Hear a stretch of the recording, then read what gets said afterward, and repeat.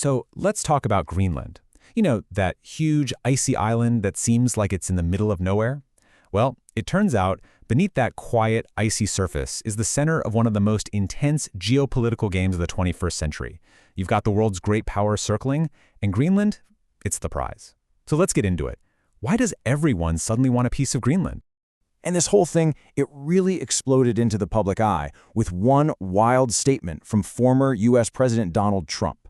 Now, this wasn't some off-the-cuff remark. No, this was a loud and clear signal of intense American interest, and it sent absolute shockwaves across the globe, totally putting the Arctic on everyone's radar.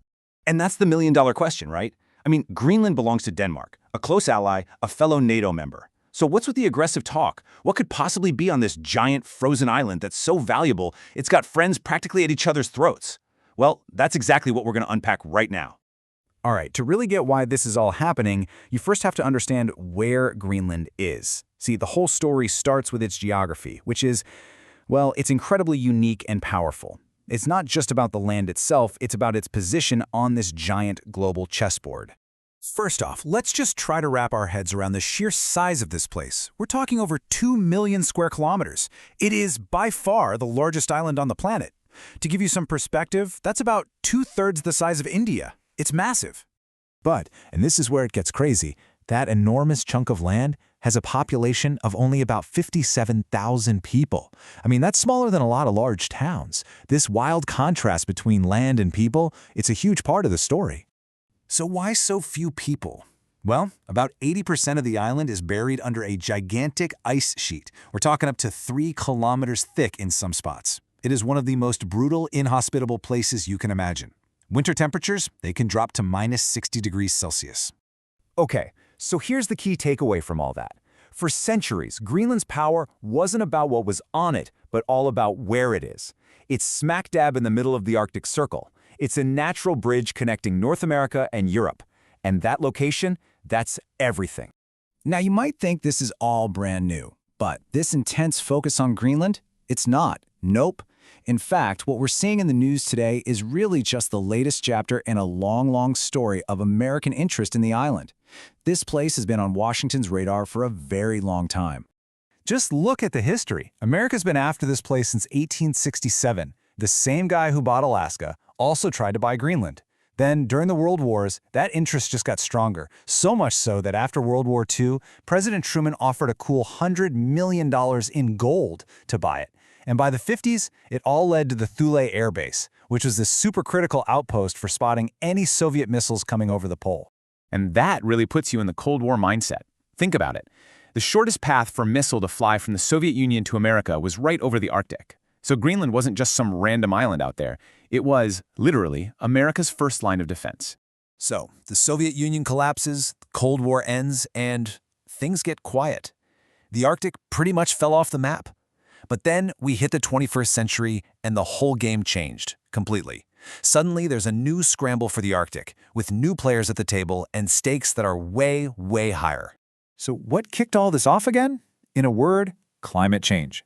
As the planet warms up, that ancient Arctic ice is melting, and it's melting fast. And as it disappears, it's uncovering not just land, but these incredible economic opportunities. It's basically kicked off a modern-day gold rush, and all the world powers want in. Okay, so who are the main players in this new great game? Well, you've got Russia, who's busy reopening old Soviet-era military bases to flex its muscles. Then there's China. They're calling themselves a near-Arctic state, which is a bit of a stretch, and they're pouring in cash, investing in what they call a polar Silk Road. And of course, you have the United States, pushing back with all its political and diplomatic might to protect its own security interests in the region. Which brings us to the core of it all. What exactly is everyone scrambling for? It really comes down to a powerful mix of resources, riches, and brand new routes. Basically, a treasure that's been locked into the ice for thousands of years. So, what are we talking about here? What's the treasure? Well, as the ice melts, huge, untapped reserves of oil and gas are suddenly accessible for the first time. It's also opening up new shipping lanes. Remember that polar Silk Road I mentioned? It could slash the time it takes to get goods from Asia to Europe. But maybe the biggest prize of all is a massive trove of something called rare earth minerals. Now, if you haven't heard of rare earth minerals, they're not just some obscure things on the periodic table. They are the absolute, cannot do without them building blocks of our entire high-tech world. Think about your smartphone, electric cars, advanced defense systems, wind turbines, all of it depends on these elements. Without them, our modern world literally stops working. And here's where it gets really dicey, especially for the United States. Right now, China has a near total monopoly on these things. They control something like 90% of the global supply chain.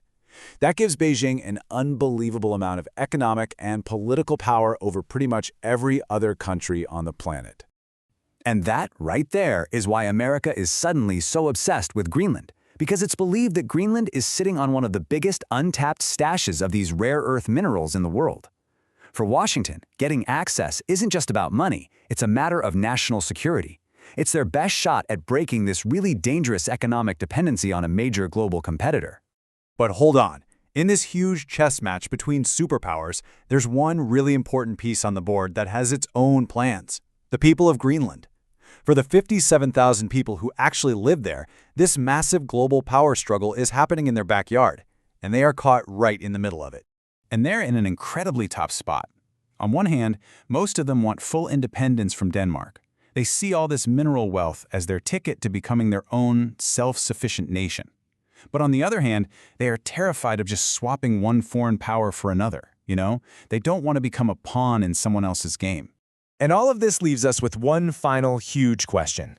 As the ice keeps melting and as the world's superpowers circle like sharks, is it possible for this tiny nation to navigate these treacherous waters and actually build its own future?